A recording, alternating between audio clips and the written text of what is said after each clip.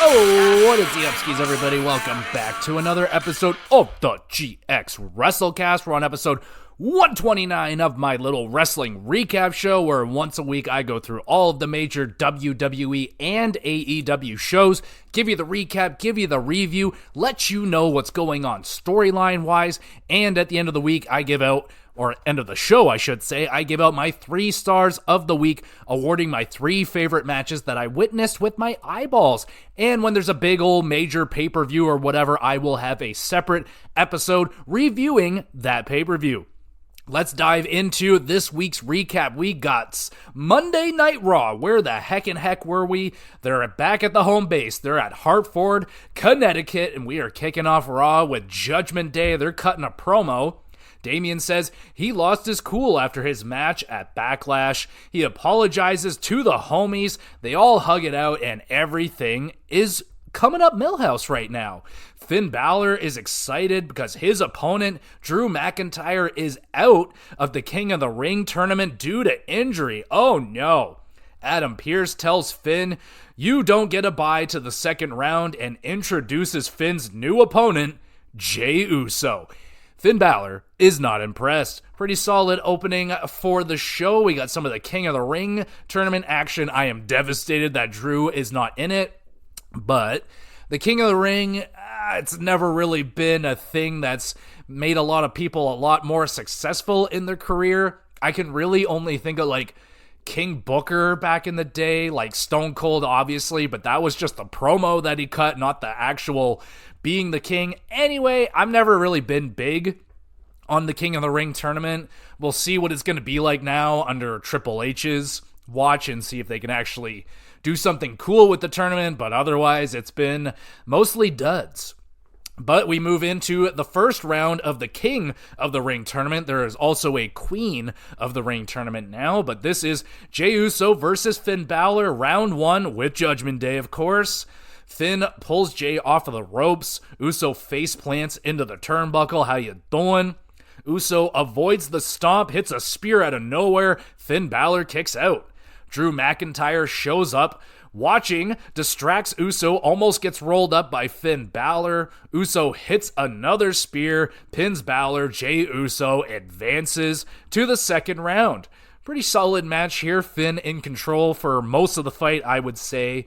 Jey, nice comeback W. McIntyre stares down Uso. And yeah, like I said, I'm very sad that McIntyre is not in the tournament. It's always better to have Drew involved, but he is involved. You know, he's out there, so fucking around with Jey Uso, so they're probably going to get into it later. Speaking of Drew McIntyre, he's arguing with Adam Pearce about not being medically cleared. I don't think it's Adam's fault.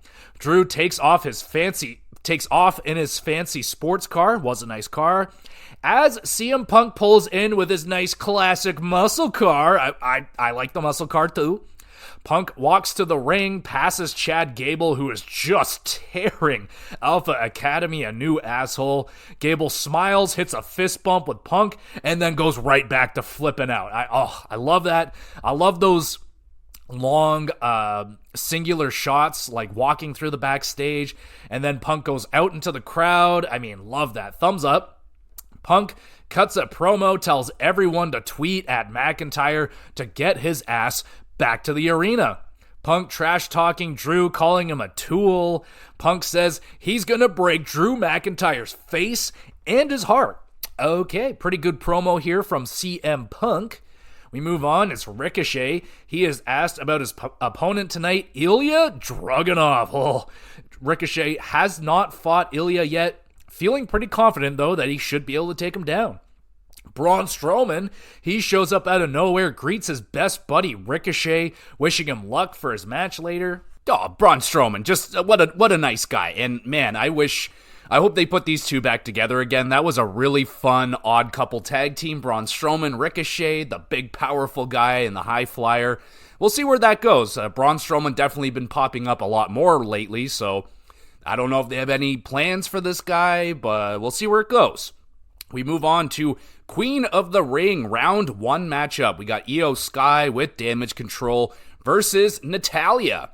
We get a Michinoku driver and a suplex by Natalya. Not enough to put away Io.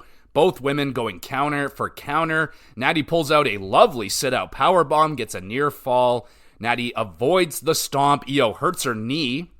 Natalya goes right after the knee, puts the sharpshooter on. Damage control causes a distraction. Io double knees in the corner. Moonsault. Io advances to round 2. This was a really good technical back and forth match. I mean, smooth transitions, really strong chemistry between these two. I enjoyed this match. 7.5 at 10. We have Dakota Kai. She cuts a promo, says she's stepping in for Asuka, who is injured. We go now to the King of the Ring Round 1 tournament. We got Ilya Dragunov versus Ricochet. We get a pretty good pop for the entrance for Ilya Dragunov, so people are aware of him, which makes me very happy. Ricochet, nice springboard lariat and a running shooting star press. How you doing?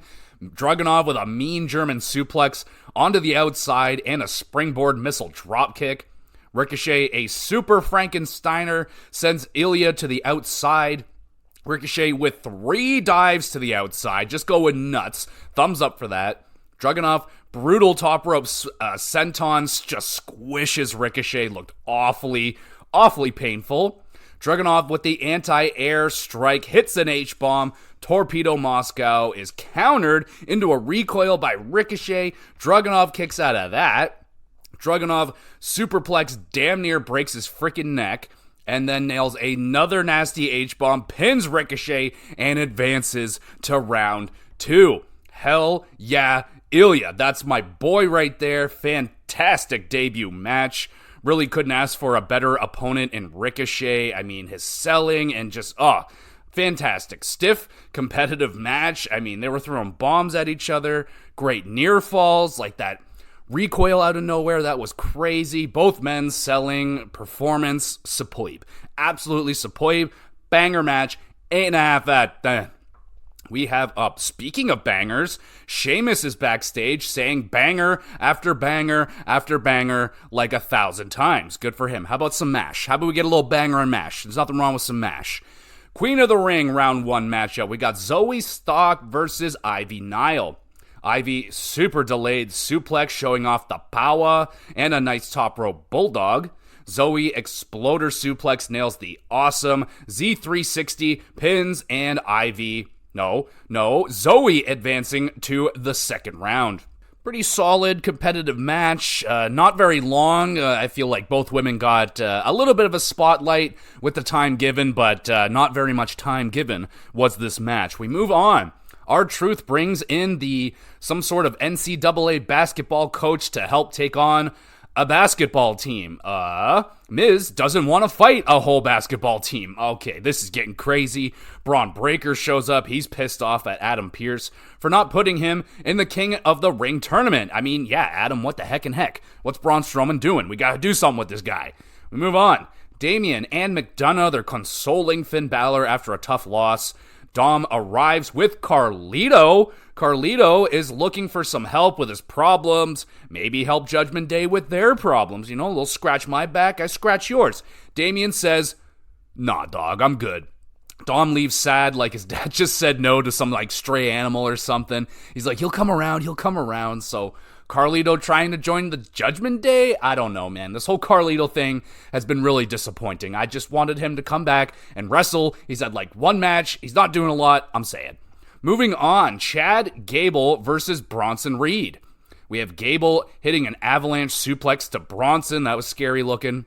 Sami Zayn slides in, attacks both Gable and Bronson. The match is disqualified again. Gable hits Sami with a German suplex. Sami responds with an exploder, and then Bronson says, fuck this shit. Uranagi's Sami and Gable to oblivion, and then just leaves. He walks all the way to the back, gets greeted by Adam Pearce. Adam's pissed. He's like, y'all keep fucking with each other's matches.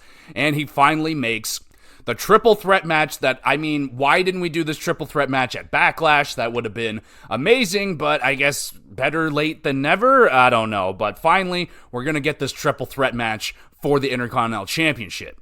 We have Gunther. He's cutting a promo. He doesn't give a damn about bangers. He's more of a mash man, if he must say so. And Gunther will defeat Sheamus in the round 1 of the King of the Ring. That is going to be a fun matchup. We got Becky Lynch getting interviewed by Michael Cole. Becky is asked about the interesting outfit that she wore at the Kentucky Derby with the big old hat or whatever. I don't know. Cole asks who Becky is most interested in to fight next.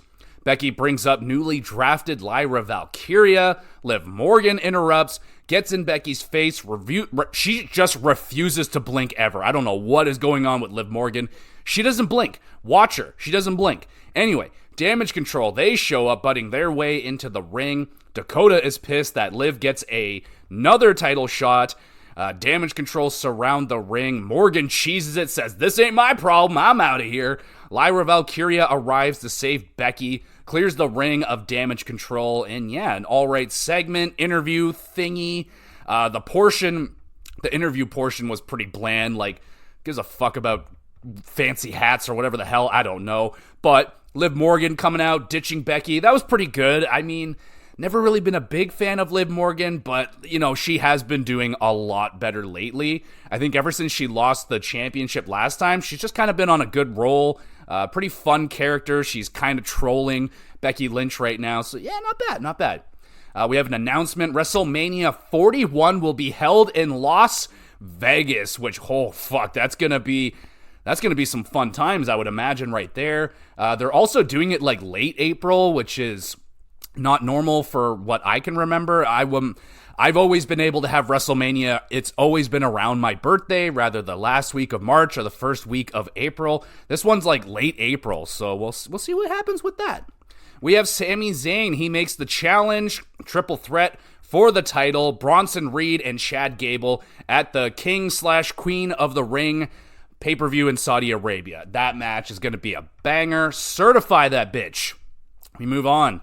Queen of the Ring, round 1 matchup. We got Lyra Valkyria going up against Dakota Kai. Dakota stomps the back of Lyra's head. Lyra hits the Nightwing, pins Dakota, and advances to round 2. Yeah, this match was pretty meh. I wasn't really feeling it. It wasn't long. It felt a little bit clunky. Not the greatest start here for Lyra Valkyria. Again, I don't really see it with Lyra. She kind of just seems like she's a really good talent, but she struggles to connect with audiences, and I don't know, her matches aren't like amazing or anything. She's not like so superbly talented in the ring that like her matches carry her. So I don't know what we're gonna see out of Lyra Valkyria, but we'll see. Moving on. King of the Ring, round 1 tournament. It is Gunther with Kaiser versus Sheamus. This is the main event. Chops start flying. Sheamus's chest is bright red, literally immediately, like takes 2 chops, bright red. He's fucked up. Gunther wailing on Sheamus, who's just asking for more. Sheamus battles back with 17 beats of the Valorant. My goodness. Kaiser with a cheap shot to Sheamus's knee. The referee notices the rope moving and ejects Kaiser. Well done, Mini Batista. Now, I call that referee Mini Batista because if you look at him, kind of looks like a young, smaller Batista. There you go. Gunther, he targets the bad knee. Sheamus using said bad knee to deliver a nasty knee to the face right on the button. How you doing? Gunther powerbomb into a half crab. Sheamus escapes, hits a Celtic cross. Gunther kicks out of that. Sheamus eats a German suplex, hits a brogue kick and a half, because the second one wasn't that good looking. Gets a near fall. Gunther locks the half crab in again. This time Sheamus forced to tap out. Gunther advances to round 2. My goodness, Sheamus got the banger that he wanted, absolutely. Absorbing a ton of punishment from Gunther, covered in welts and just redness all over his body. Very stiff, competitive match, that's for sure. Familiar foes with great chemistry. Hell yeah, 8 out of 10, and that's the end of the show. Both tournaments kicking off. Some matches were better than others. I would have liked some more time for the females. Dakota, Lyra, Ivy, Zoe just didn't get anywhere near as much time as the men got for their matches. Natty versus Io, though, that was a pretty damn good match. I enjoyed that one. Dragunov fucking crushed it in his debut match. So happy about that. Main event was a banger. Honestly, not a lot of storyline stuff because of, the tournaments that are going on, so that's fine. But triple threat finally set for the Intercontinental Championship. Should have went down at Backlash, but oh well. Judgment Day might be adding Carlito. We'll see about that one. I don't know. I still feel like there's like a new group that's going to form with Dom and Carlito or something. And CM Punk continues trolling McIntyre. Pretty fun stuff. 7.5 out of 10 for Monday Night Raw. We'll slide over to NXT now, and we get a good video package showing Wes Lee's, comeback, his rehab, all that stuff, returning back to NXT. That was some good stuff, and that goes right into his match. Wes Lee versus Josh Briggs. Wes with the cardiac kick, caught by Briggs into an not the best looking backbreaker. Ivar appears, starts watching the match. Wes drop kicks Briggs into Ivar. Oh dear. Wes corkscrew off of the top, pins Briggs, and Wesley grabs a win in his return. Hell yeah. Ivar and Briggs, they start brawling with each other. Wes dives off of the top rope, wipes out the both of them. And yeah, that was a pretty good return match for Wes Lee. Selling and high flying were just fucking awesome. Briggs, big power moves. Not the cleanest performance out of him, but not bad. We move on. Shayna Baszler with Lola Vice versus Carmen Petrovic with Natalya. So, Shayna catches Carmen in the Karafuda clutch, forcing Petrovic to tap. Dominating victory right here for Shayna Baszler. And yeah, I was hoping for a little bit more here out of Carmen Petrovic. It was whatever. We get Kalani Jordan. She is upset about Henley's betrayal of Chase U. Henley shows up, says it's all about Henley now, all about me. Kalani is even more upset now. We move on. It is a tag team match. Charlie Dempsey and Miles Bourne with the No Quarter Catch crew versus Tyreek Igwe and Tyson DuPont with special guest referee Stax Lorenzo. What? The family's also out here watching. Lorenzo gets in No Quarter Catch Crew's way. Dempsey almost rolled up with a quick count from Stax. Dempsey German suplex. Stax checks very closely, making sure the shoulders are all the way down, and then with a super slow count starts counting near fall. Roll up, and then a fast count. Tyreek and Tyson pick up their first win in NXT. I mean, yeah, tons of shenanigans throughout this match, thanks to Stax's very unbalanced refereeing. Entertaining way, I guess, for the new team to get a win over champion. Tyson and Tyreek look good. I thought, good solid athleticism and speed. We'll just, we'll get the entertainment and the shenanigans out of the way, and we'll see what this team's really got under the tank. But so far, so good for the new guys. We have Mia Yim going up against Ariana Grace. Ariana caught by the referee using the ropes. Mishin, German suplex, and eat defeat. Mia Yim grabs the W. Ariana, aggressive, entertaining performance. Yim, strictly business. Just a solid, quick match. We have Ridge Holland. Oh boy, here he comes again. He's talking with Thea Hale. Chase U shows up, and then Lexus King. He's douching up the place. He gets into it with Duke Hudson, and they will fight about it later. I don't know why Ridge was there. Anyway, Supernova Sessions, it's time for that, with very special guest NXT champion Trick Williams. Trick wants to know what's in the envelope that Lash Legend has been holding. Legend reveals a picture from Trick and Noam Dar's match.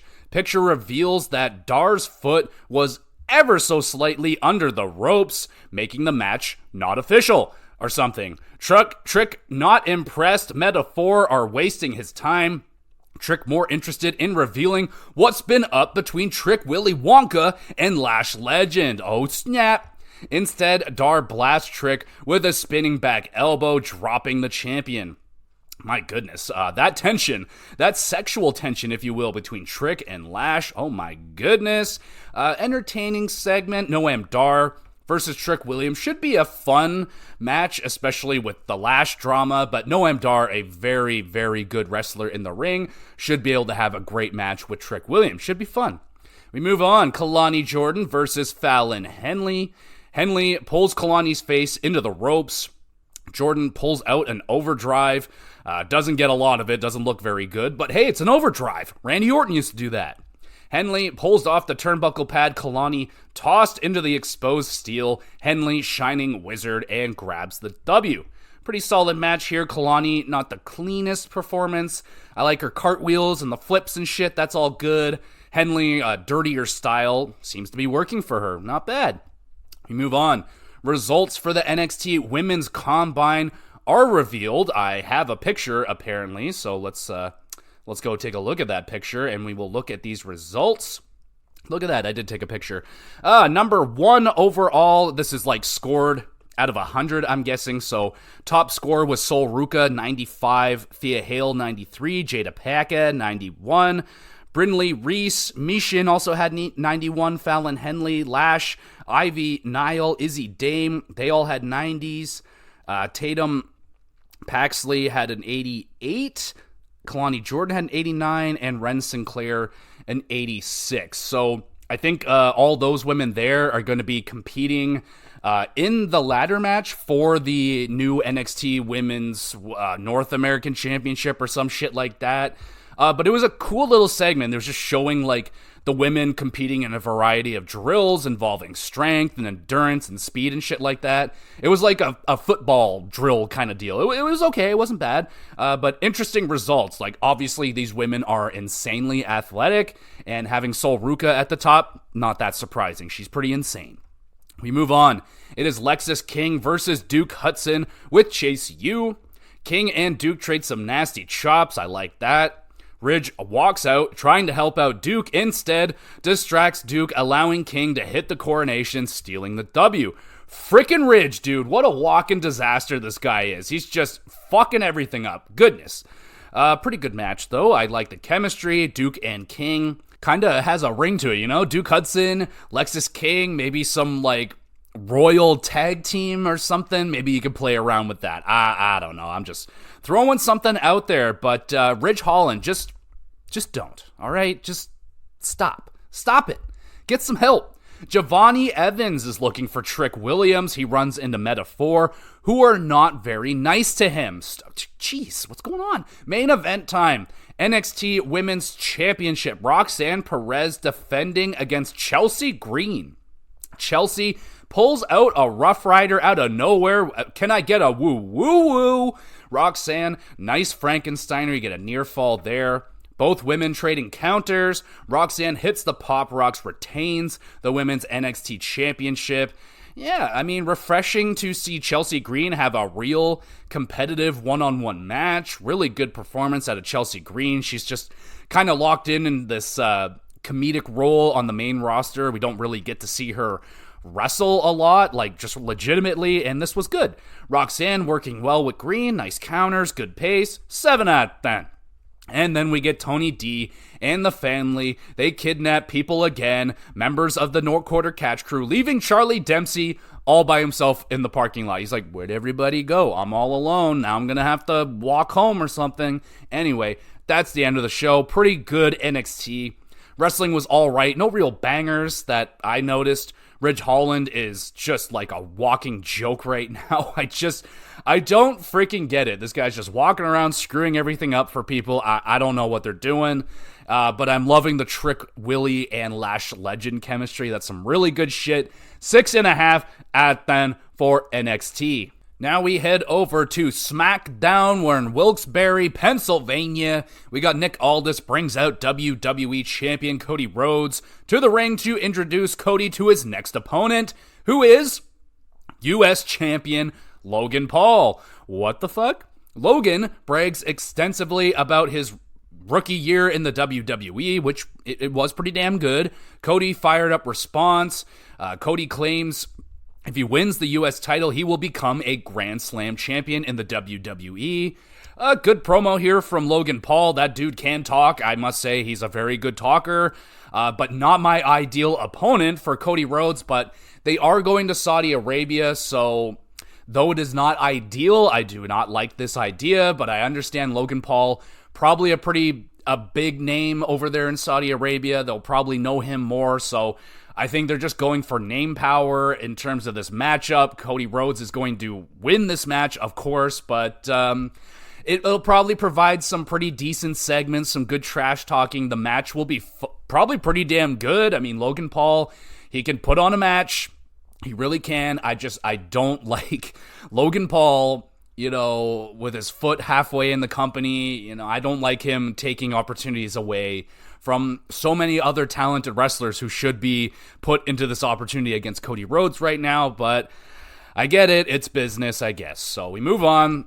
Queen of the Ring round 1 matchup. We got Naomi going up against Nia Jax. Naomi shoved back first into the apron, then takes a mean Samoan drop onto the floor from Nia. We get a nice split-legged moonsault by Naomi, a near fall there. Nia top rope powerbomb countered into a Frankensteiner by Naomi. That was lovely. Nia powerbomb, leg drop, annihilator. Jax advances to round 2.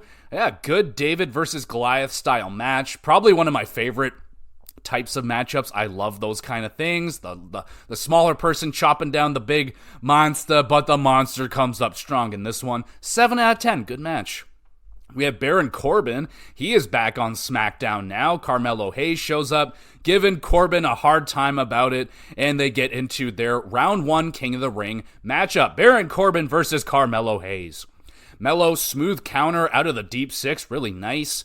Corbin avoids the stomp, goes for the end of days. Melo counters that into a roll-up, pins Corbin.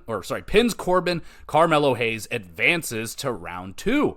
Really good performance from Corbin, just fast and aggressive out of the gate. Some new moves thrown in from Corbin as well, and some nice counters from Melo. Works really good with Baron Corbin. Good shit, 7.5 out of 10. We have Bayley backstage. She's getting teased by Chelsea Green and then stared down long and hard by Piper Niven. Bayley versus Piper, I must say, that would be pretty dope for the championship. Maybe one day. We get Randy Orton. He is interviewed. He calls out Tama Tonga for being a dick. We move on. Queen of the Ring round 1 matchup. We get Jade Cargill versus Piper Niven with Green. Jade kicks Piper right in the mouth with a super kick. How you doing? Cargill gets Piper up for a blue thunder bomb. Not the best looking, but she did it. Piper squishes Jade with a cannonball. Piper caught with the Jaded, and Cargill advances. Good, fast-paced, action-packed matchup right here. Jade, silly, powerful, picking up and slamming. Piper, fun matchup here versus Piper. I liked it. 7 out of 10. We get a quick Shinsuke video, claims that nothing will ever be the same again. Okie dokie, Shinsuke. We move on. Queen of the Ring, round 1 tournament match. Bianca Belair going up against Candice LeRae with Indy Hartwell. We get a cheap shot from Indy, draws big boos from the crowd. Bianca tweaks her knee. Candice focuses in on that. Bianca, one-legged KOD, advances to round 2. An alright match. Will Bianca's leg play a part in the rest of the tournament? I'm wondering that because they played it so hard in this match. So that could be a way for, I don't know, maybe Jade and Bianca end up meeting each other in the tournament and Jade gets the win because of Bianca's bad leg. I don't know. I feel like it's some foreshadowing for later on in the tournament. We got the Bloodline. They're backstage. Heyman talks to Solo. Solo is pissed off that Paul took Roman out of the draft. That caused Bloodline to drop to the 3rd round in the draft. Solo claims he has spoken with Roman Reigns, and the tribal chief says that Solo Sikoa is in charge now, and Paul Heyman will be Solo's wise man from here on out. Oh shit. Paul Heyman's like, oh my goodness, my life is over, and he is not looking very happy about it. So yeah, the full-on takeover now of Solo Sikoa, it seems to be complete. He is in control. Now the question is, did he really talk to Roman Reigns or not? So when Roman shows back up, he's going to be like really, really popular. Like the crowds are already cheering or chanting for him. When Roman comes back, they're going to have to make that decision. Like, do we let him roll with Solo and keep him as a bad guy? Or do we let him be like, I didn't give you power. I'm the top dog. And then like Roman becomes like a super baby face again. Like they could do that if they want to. We'll see where that goes. we have King of the Ring Round 1 tournament match, Angelo Dawkins replacing Bobby Lashley in this matchup. Bobby is not medically cleared to compete tonight, so it's Angelo Dawkins with Montez Ford versus Tama Tonga with the Bloodline. Dawkins pounces Tonga, hits a sky high, gets a near fall. Tama flatliner, grabs the win, advances to round 2. Yeah, this one was a really short match. I will say the crowd was going nuts for Dawkins when he got that near fall. That was a lot of fun. The Tonga flatliner looked really bad. It was a flat ending. Not a very good match. Bloodline beat down the Profits after the match, establishing dominance. We get another King of the Ring Round 1 matchup. This is the main event. AJ Styles versus Randy Orton. Orton with a couple of backplexes to Styles on the announce table and takes a bow. Classic Orton. AJ works Orton's bad leg, locks in the calf crusher. Styles clash is countered into an RKO out of nowhere. Randy Orton advances. Solid main event match. Kind of slow, kind of long. Randy Orton, his methodical pace, if you will. It was fine. It was okay. And that's the end of the show. Pretty good SmackDown this week. Tournament matches mostly good. Noticeable pace increase in a lot of the matches. Probably because there were so many of them. They're like, all right, got to get that shit in quickly. But it helped. It made the matches better. Paul versus Cody Rhodes. I don't even really know what to say about that one. It just seems like it's going to be fine. It's just not what I want. Solo pretty much in full control now of Bloodline. And like I said, it's going to be really interesting when Roman Reigns comes back into the picture, what they're going to do with him. They can make him as popular as ever if they want to. So I'm very interested to see what the Roman dynamic will be. Good SmackDown this week. 7 out of 10. And now we go to the land of AEW. We have Dynamite. Where the heck were they? They are in Canada. They're in Edmonton. And Edge kicks off the show. He announces it will be a no disqualification match between himself and Brody King later tonight. Oh, fuck yeah. We move on. Orange Cassidy versus Trent Beretta in a grudge match. I don't think there's any, rule. I think it is just a straight-up match. But they're calling it a grudge match because it is. Fighting goes way out into the Edmonton crowd. Trent is knocked off of the barricade, lands on his back. That just, ow. Don Callis comes out to watch. Trent with the hug, fakes out into a running kick.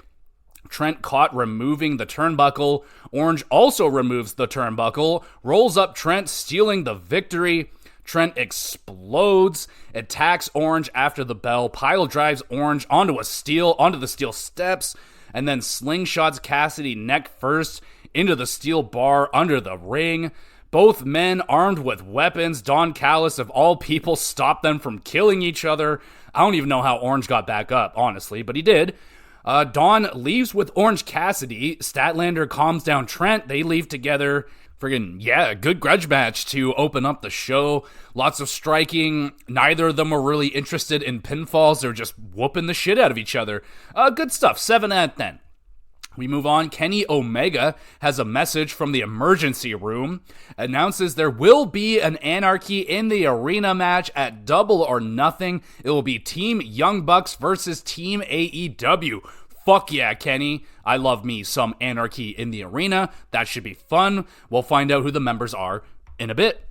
Shivani interviews Serena Deeb. Deeb is discussing the long road back to AEW after a series of seizures that she suffered. The champion, Toni Storm, interrupts, says she doesn't give a shit. Deeb drops the champion with a right hand, and, well, Tony, you had that one coming, didn't you? Move on. Harley Cameron with Saraya versus Mariah May. We get a nice sky-high slam from May. Roll up from Harley, almost steals the victory. Mayday and Mariah wins.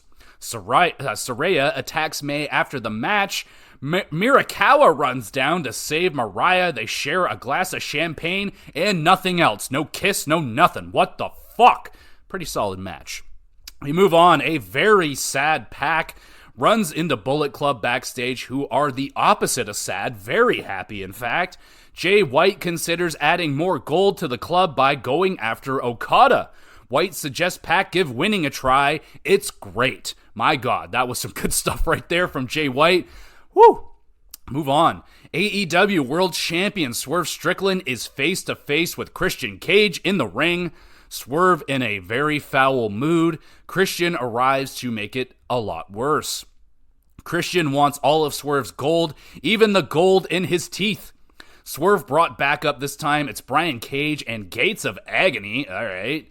Swerve dares Christian to step into the ring now, and then Cage and Gates of Agony turn on Swerve, beating down the champion. Swerve gets powerbombed through the announce table. Where the hell is Prince Nana at? He ain't here.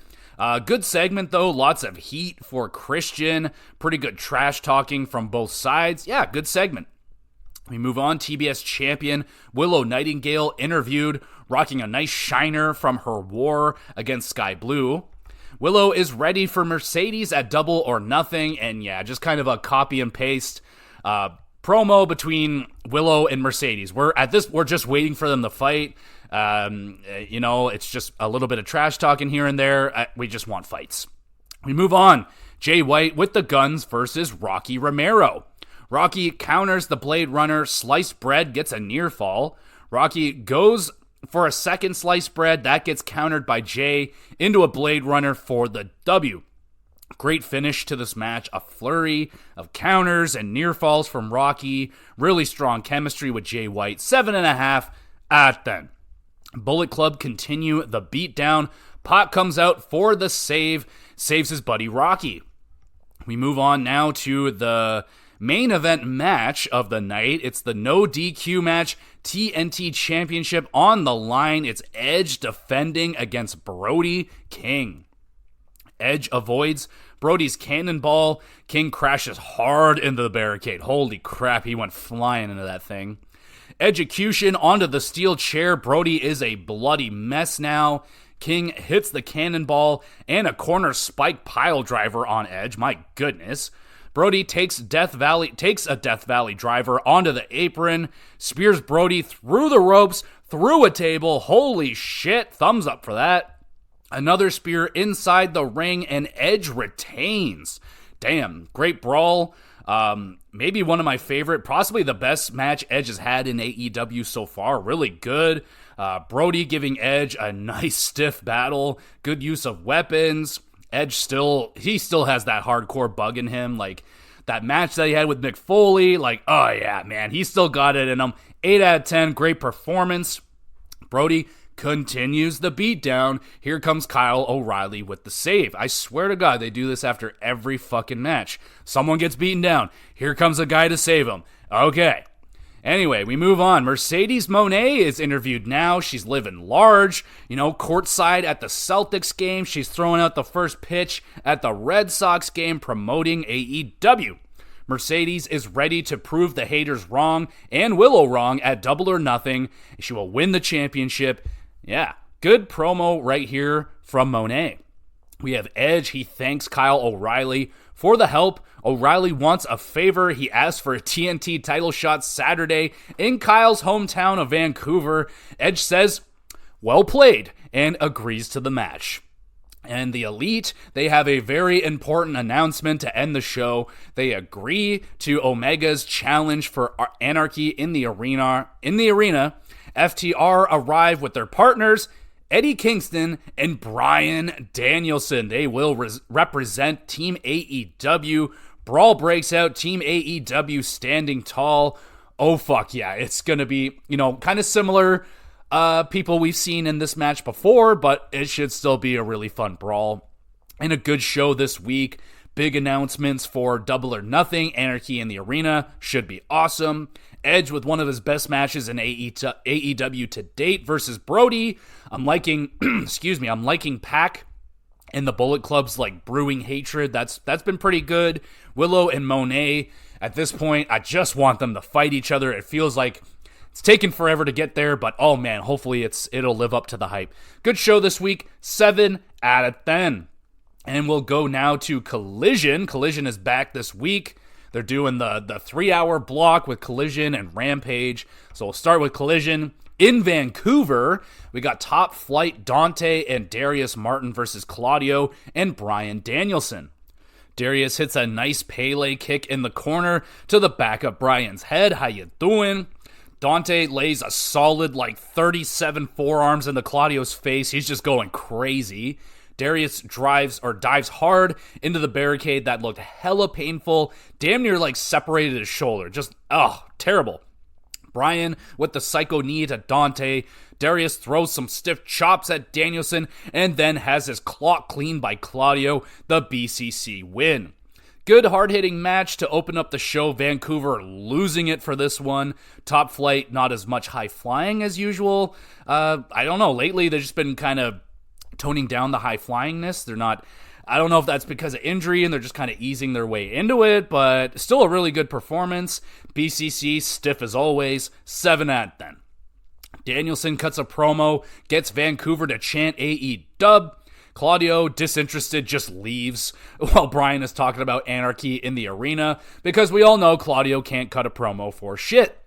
Will Ospreay now going up against Lee Moriarty with Shane Taylor. Roddy and the Kingdom join commentary. Shane with a bunch of cheap shots to Ospreay behind the referee's back. Will gets revenge, super kicking Taylor, hidden blade to Lee, and Ospreay considers doing the Tiger Driver, but pulls out the Stormbreaker instead for the W. Good match. Shane Taylor's interference was rather annoying. Just fucking let Lee Moriarty cook, man. The dude can wrestle. Just let him go. Ospreay was super smooth, great performance. Good match, 7 at then. Here we go. Shane attacks Ospreay after the match. Who's coming to save him? It's nobody, because Roddy and the Kingdom are out there picking the bones of Will Ospreay. We move on. Trios tag team match. Brian Cage and Gates of Agony. Con and Leon versus the Voros twins and some dude named Rivers. Lame as fuck squash match, but it did have a cool sit-out powerbomb for the finish. That was kind of key. Cage cuts a promo on Swerve, calling him selfish. Claims the EVPs are much better leaders. Swerve with a sneak attack with a steel frickin' chain. Stomps Gates of Agony. Swerve using a cinder block on Leon. Smashes Leon's head with a steel chair against the steps. Swerve attempted murder on Gates of Agony. My goodness, that was wild. Swerve cutting a heated promo backstage, challenges Cage to a match. I don't know, man. Is it, like I said, AEW, they use the attacks after matches almost 80% of the time after every match, and they use these big beatdowns all the time. They come out and just destroy someone with weapons, and they just stand there all shocked. Maybe they're just doing it too much. This one didn't do a lot for me. It just felt very going through the paces, Cage just kind of standing there going oh no, the dude is fucking 300 pounds of pure muscle, and one guy half your size is destroying 3 of you guys that are fucking way bigger. I don't know. It wasn't doing it for me. Just did not do it for me. We move on. It's Danny Garcia versus some guy that nobody knows. Garcia thrusts in the corner, applies the Dragon Sleeper, and grabs a quick W. No idea who that dude was. Didn't get his name. He did do a nice dance. He mocked Garcia's dance. That was pretty funny. But yeah, just another match on the card right here with Garcia fighting a guy we'll probably never see again. I don't know, man. This kind of sucked. Dax Harwood, he's with Cash versus Dynamite Kid Tom Billington. So this is the actual son or nephew or something of the Dynamite Kid. And you look at this guy, yeah, dude, that guy looks like the Dynamite Kid. Kind of crazy. Anyway, we get into the match. Dive to the outside from the Kid, and then a shotgun dropkick. Dax superplex, and then trade suplexes with Billington. Dynamite tries a few pinfalls, gets some near falls. Slingshot powerbomb, and Dax wins. Very impressive performance from the young Billington. Took a whooping from the veteran Dax, who gave his usual performance. Tough, strong, good stuff. 7 out then. We get Christopher Daniels. He's flipping out on the Bucks backstage because they're giving him a hard time after Dynamite or some shit. What? What is this? You getting Christopher Daniels involved now with the Bucks? I don't know, but a fairly funny little segment here for Matthew Jackson because he's just jeez, what's wrong with that guy? Anyway, moving on. Thunder Rosa versus Robin Renegade. Rosa, fun pendulum swing submission thingy. Renegade, nice neck breaker, misses the moonsault. Rosa taps out Renegade for the W. Impressive showing here for Robin. You know, she hung in there longer than expected. She has been improving, but yeah, no real threat for Thunder Rosa. A fine match.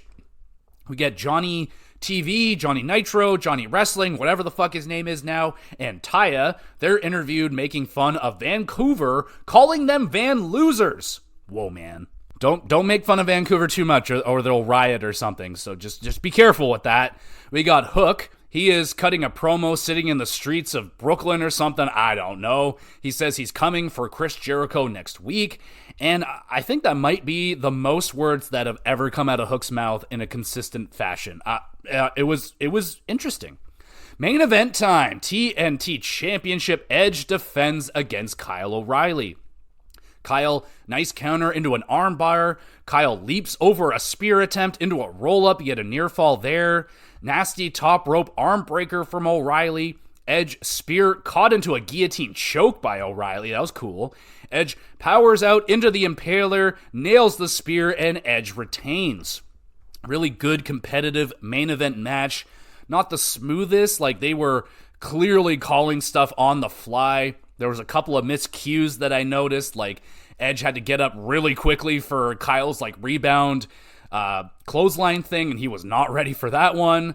But there were some great counters from Kyle O'Reilly, nice submissions, transitions, and all that. Good pace to the match. I liked it. 7.5 out of 10. But this show, holy fuck. What a slog of a collision to get through. Oh my goodness. Wrestling was mostly quality aside from the 2 pointless squash matches. Like, for a fucking roster that is as deep as AEW's is, they sure do love using local fucking talent that we'll never see again, never heard of, while you guys got like so many dudes on the roster that are just sitting there not being used. And time again, they got these squash matches that literally do nothing. They don't do anything when you're just having non-competitive match after non-competitive match. It's brutal, man. It's really, really brutal. Happy for Brian Cage. Might be getting a chance at a world title shot, but honestly, I'm not feeling the chemistry between him and Swerve. It's just like, at least like outside of the ring, it's not there. Inside the ring, they're probably going to have a good match and all that shit, but I don't know, man. Matches felt really thrown together with very predictable winners. Like, maybe the main event match was the only one I was like, okay, maybe Kyle can win, but all the other ones, like, yeah, Thunder Rosa's winning. Like, there's just no competition on this show. And it really felt like a waste of a hot Vancouver crowd. Like, they were hot at the beginning. The first match was good. And then the rest of the show until the main event, they really gave them nothing. Like, oh, here's Danny Garcia versus nobody. Here's another squash match. Here's a two-second interview. Here's like, just not good. No storyline progression for pretty much anybody. Very skippable show, man. Like, this is rough. This is back to where they were a few months ago, where it's just like, the show feels chaotic and very unorganized. Just like, let's just grab names out of a hat and, all right, these two are wrestling each other. All right, we have 17 local talents here for some reason. Let's use all of them because, yeah, it's nice to do that. But, like, for us watching on TV, like, I don't want to see Robin Renegade. I don't want to see fucking the twins, or like, I don't know who the fuck these people are. I'm never going to see them again. And I want to see them using the wrestlers that are on your roster. Where's Dark Order at? Where's all these guys at? Like, I don't get it. It's very frustrating. Like, where the fuck is friggin' Rusev? And where's all these people at? Where's Penta? Where's Ray Phoenix? what are they doing? It's really frustrating, man. This show really pissed me off. It just felt like very disrespectful of our time. And the thing that frustrates me, like, you got Tony Schiavone, legend, love the guy, of course, and he's sitting there on commentary like, God damn, folks, is this not the best thing you've ever seen in your life? Like, no, it isn't. It's a fucking squash match. Like, this is trash, Tony. Like, I don't know, man. Like, it feels like Tony's like really trying to sell the product that just isn't that good right now. So, yeah, that was a fucking terrible show. Don't watch it. Watch the main event match if you want to watch Edge and stuff like that. But yeah, not a good show.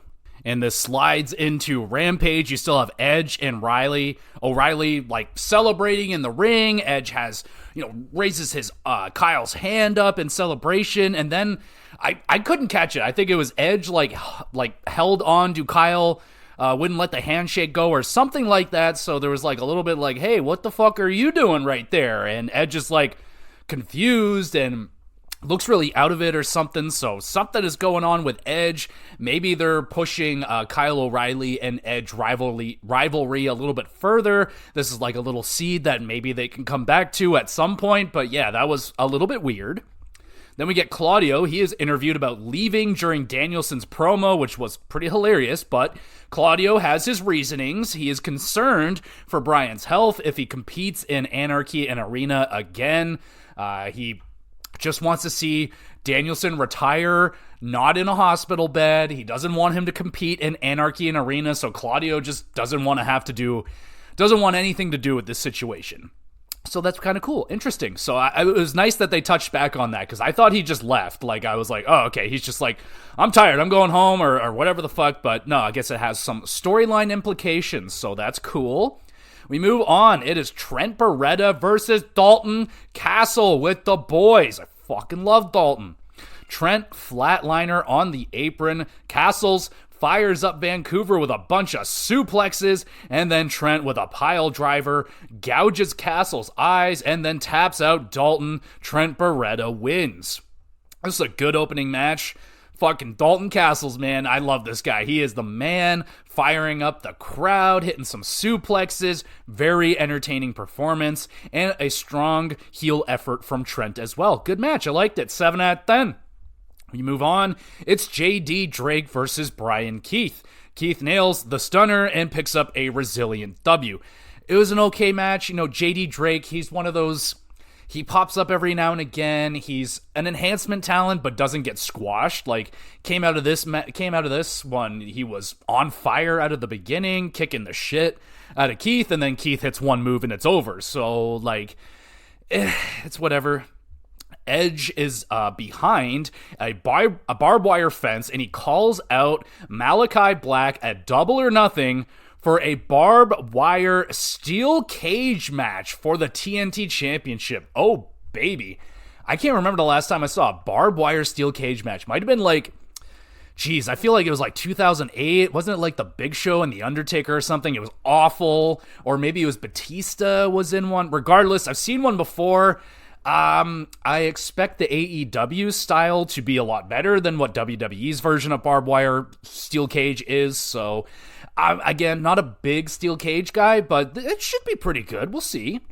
We move on. It's Deonna Purrazzo versus Lady Frost. Get a cool handstand hurricanrana thingy from Frost. She nails a top rope tornado, which was nice.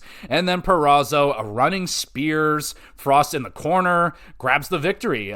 Kind of random. Never seen Purrazzo do a move like that. Had her like in the Tree of Woe, speared her in the corner, and yeah, that was it. But yeah, other than the flat kind of finish, really good effort from Frost. Really like her a lot. I wish she would be around more often, more consistently. I think she is gorgeous. She's a good wrestler. I like her moveset, and I like her like Frost thing. And yeah, I'm feeling Lady Frost. Thunder Rosa, she tries to get at Deonna Purrazzo, but security actually manages to keep them separated and did a hell of a job. Well done. And a solid match. We get a music video from the Acclaimed. It was good. It was fine. It's just that style of rap. If you want to call it mumble rap, whatever the hell you want to call it, it wasn't for me. But it was good. It was fine. Main event time. It is Pac versus Johnny TV. Johnny Wrestling. Johnny whatever. Johnny Nitro. Johnny John Morrison. Jim Morrison. Whatever the fuck his name is nowadays. He's going by Johnny TV. And he's with Taya. Johnny pulls out a Vancouver Canucks jersey and proceeds to wipe his ass with it. Canucks fans, not happy. Nice corkscrew dive by Johnny. Nails the swinging neck breaker. Gets a near fall. Johnny misses Starship Pain, Taya distracting Pac, but Johnny accidentally runs into his own wife. She down. Pac locks in the Ring of Saturn, and Pac wins by submission. Really solid main event match. Really nice to see Johnny Wrestling out there, still doing his thing, flipping around. Great stuff. Pac, just a solid tune-up match. Didn't seem all that big of a match for him. Bullet Club appear on the screen. They're teasing Pac a little bit more. And Jay White warns Pac if he interferes with Bullet Club again, they will put him on the shelf permanently this time. Oh, snap. And that is the end of the show. A solid Rampage. Wrestling was pretty good. Like, the name recognition I felt was better than it was on Collision. Dalton Castles is a former multiple-time Ring of Honor champion. I think he's a pretty big name. Is JD Drake and Lady Frost that big of a name? No, but at least it's like people I am actually familiar with, unlike half the matches on Collision this week. I'm never going to know who those people were. Like, it's crazy. Wrestling was fine. Edge is like, I don't know, he's like descending into like a hardcore madness or something. I don't know, like they're doing this thing like he's wrestling all these matches, he's maybe overworking himself and he's like losing his mind or something. So an interesting little twist here going on with Edge. I will always prefer Edge to be a bad guy, a heel character. He thrives in there. I hate seeing him in this role where he's like, it's a great story. He's happy to come back from retirement and just wrestling and all that, but man, I want my bad guy Edge back. And man, I was so excited when Judgment Day started and he was healing it up with that, and that ended so abruptly. I was like, no, I just want one more really good heel run for Edge. Like, whether it be with Christian or what he's doing right here, maybe some sort of just go crazy. Do something wild, but be a bad guy. I want you to be crazy and bad. That's where Edge fucking thrives. I don't want him to be like, oh, I'm happy to be here. I love everybody. That's not the Edge I love. That I don't want that Edge. It's nice that he's back, but let's fucking have some fun, Edge. And it looks like he maybe is starting to tease having a little bit more fun with this. So that's encouraging. Rampage was kind of whatever. 6 out of 10 maybe. I mean, you could skip it. It's not a lot going on this show here, but it was fine. More wrestling for the sake of wrestling, I guess. That's kind of AEW's little mantra. Well, their mantra is AEW has where the best wrestlers wrestle, which, I mean, yeah, they definitely, it is the best wrestling around, I think. But product-wise, week-to-week watching, you still got some things to learn, kid. So let's finish it off with the three stars of the week. I'm throwing Backlash into contention for this week's 3 stars. So let's start with a shout out. I want to shout out Gunther versus Sheamus on Monday Night Raw. These two, I mean, another war, very strike heavy, very stiff match. Very enjoyable. I've seen these two fight before. It wasn't their best, but it's still an absolute banger, so go check that one out. And now for the official 3 stars of the week. 3rd star goes to... It's Edge versus Brody King. No disqualification match on Dynamite for the TNT Championship. I'm a little hazy on all of Edge's matches so far, but this one definitely stands out as one of his best so far in AEW. I mean, Brody King is the fucking man, and really fun watching Edge work with a guy like Brody King. Like, it seems like Brody King doesn't slow down for anybody, and he didn't really slow down much here for Edge, which was nice. Edge kept up. It was a hardcore match, some blood, some weapons, good stuff. 2nd star goes to Bayley versus Naomi versus Tiffany Stratton, triple threat match for the Women's World Championship at Backlash. Banger. Absolute banger. Another fucking outstanding performance from Tiffany Stratton. She is amazing. She's so good in the ring. Every time she's in these matches, like in the Elimination Chamber, when there's multiple women, she is always my standout. She is just spectacular. And the the chemistry with Bayley and Naomi was there. Naomi is great. She's really, I'm not going to say revitalizing the women's division, but, having her back in there, really nice. She is a great addition, and Bayley, fantastic as always. 1st star goes to...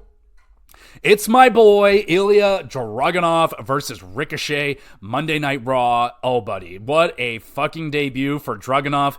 he nailed it, in my opinion. He did exactly what I was hoping he was going to do. My only worry was who are they going to put him in the ring with, and Ricochet was the answer. Beautiful. He is not afraid to, take a shot or two, get a little stiff, fall on his head or something to sell his ass off to make you look amazing. And that is what went down, y'all. Fucking Dragunov he's the real deal. And so far, so good for him. If he has, put on those kind of matches consistently for a little while, this guy is going to be a star. Good enough for the first star of the show this week. And there we go, everybody. That is the recap for y'all this week. We got no pay-per-views. Double or Nothing is coming up, and then there's the Saudi Arabia show that's still a whiles away. So yeah, no pay-per-views for a little bit, just some standard recap. But thank you, everybody, so much for listening. You're awesome. Make sure you want to be even more awesome. You hit those like buttons and you share it and you review the podcast. Let me know if you like it or not. You can be real. There's nothing wrong with some constructive criticism. So throw that at me if you got it. There is a YouTube channel where I upload all these episodes. You can go over there and watch them. Great place to drop a comment. You have a question related to wrestling, video games, hockey, drop a comment. I'd love to answer your question live on a podcast, shout you out, all that great stuff. Be a lot of fun. There's a Twitter page where I put up announcements. My last announcement was that I was not going to be doing the GamerCast and the WrestleCast, but I took enough medicine to get over my sickness for, 45 minutes so I can get one out, and we got that done. So you can go listen to this week's GamerCast, which was a mini retrospective on the first Smash Bros. I intend to revisit Smash, and we're going to do a full-on retrospective with all the games and all that stuff, but this one, it was the first Smash. It's a very important game to me. I played the shit out of that game growing up. It's not the longest episode. I had to kind of cut it off a little bit short because I could just feel the congestion was building up, and eventually I was going to start talking like this. So I don't think anyone really wanted to hear that. But you want to go back, listen to that one, that would be excellent. In terms of what we got going on for the rest of the week with the GX Plus cast, we had the venting session on the Hockey Cast last week with yet another Maple Leafs failure, so you can go over there and listen to that, and my coverage of the second round of the playoffs will be continuing this week, and the fallout of the Toronto Maple Leafs failures and whatnot, so that'll be on Wednesday more than likely. GamerCast, again, it's another week where I don't know what I'm doing with it just yet. It's very early. I got a lot of reviews on the go. I got a bunch of lists, so I'll pick something, and when I decide which one I'm gonna do, I will put it out on Twitter and let you know what's gonna go on with that. But that's all I got for y'all today. Again, thank you so much for listening. You're awesome, and we will be back with some more GX Plus Cast.